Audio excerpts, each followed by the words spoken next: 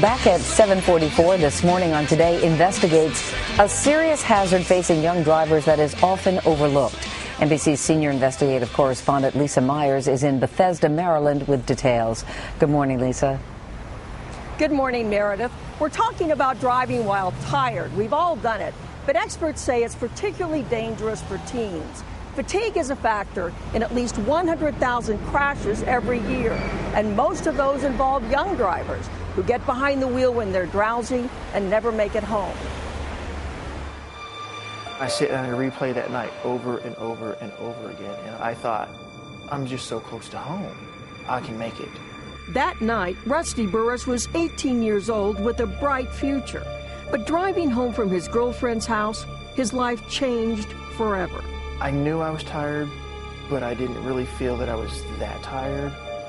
And driving home, I got just a mile from home and fell asleep at the wheel. In seconds, Rusty's car drifted off this country road and rolled over. The impact crushed his roof and his spine. Rusty would never walk again. I've fallen asleep and crashed my car one time, and that's all it took. Experts say every day, millions of teens are dangerously tired when they get behind the wheel. More than a third of teens say they drive drowsy on a regular basis, and more than half of all fatigue-related crashes involve drivers under 25. It's a huge problem, and it's probably bigger now than it was in the past. Tom Balkin is president of the National Sleep Foundation. He says adolescents go through changes in their circadian rhythms that make it nearly impossible for them to fall asleep before 11 p.m. Combine that with early morning classes, after-school jobs, and late-night socializing, and it's easy to see why teens are chronically sleep-deprived. The average college student needs about 8.5 to 9.5 hours of sleep. Virtually none of them get that. In fact, they average 6 hours of sleep per night. So how can fatigue affect their driving? Today's show, how may I help you? To find out, we set up an unscientific experiment with 3 Today Show interns, Patrick, Meredith, and Bryant, all college students who habitually drive after not much sleep. Last summer, I was driving tired almost every day. When it's final season, there's no sleep. That's when the drowsy driving starts to kick in. For our experiment, we kept our kids up for an entire night, no naps or caffeine. Experts told us that would simulate the level of fatigue students typically suffer after a week of insufficient sleep. You don't want to hit a cone. Then we brought them here to the Skip Barber Driving School in Connecticut, where with safety instructors by their side, we put them through 2 road tests, a tight, twisty loop, and an emergency lane change. We're testing today their ability to instantaneously react to an unexpected situation. Hitting any cones would be the equivalent of a crash in the real world. The day before, all 3 had driven these courses wide awake and aced them. I haven't hit any cones, and I think it's not that hard. I feel pretty confident. Once you got the hang of it, it wasn't that bad. But watch the difference when they're drowsy. Our kids swerve wildly through turns, hitting cone after cone after cone.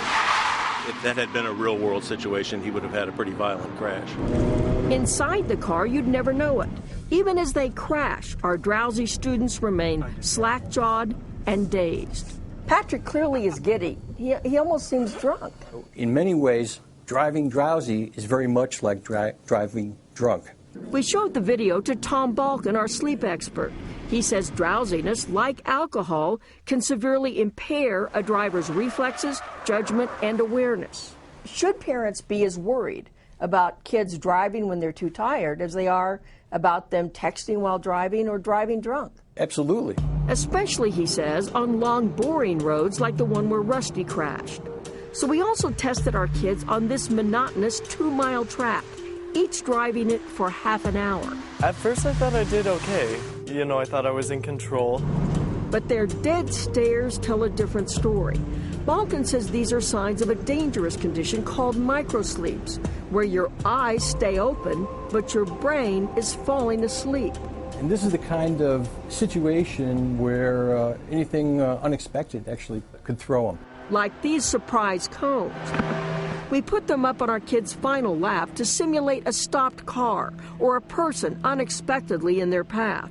Before the test, we made sure an alert driver could easily stop in time. But watch our drowsy kids. Whoa. They're so disoriented, they barely hit the brakes. Whoa, okay, that was fun. I just killed somebody, didn't I? Imagine if that cone had been someone's pet or child. After I sat there for a minute and realized what I did, that's a tough pill to swallow. That was an eye-opener because that thing that you never know is going to happen that will just come out of nowhere. That's what you have to be prepared for. And if you're tired, you might not be. A realization that came too late for Rusty Burris. When you're tired, stop. Don't push it. Because even though you've only got a mile left, you could be throwing your entire life away trying to drive 1 more mile. Now, sleep experts say parents should treat drowsy driving just like drunk driving. Tell your kid if he's tired to call you. You'll come pick him up. Or if he gets tired on a long drive, tell him to pull off the road, get some caffeine, and take a 20-minute nap. That should help revive him. Meredith. All right, Lisa Myers, thank you very much.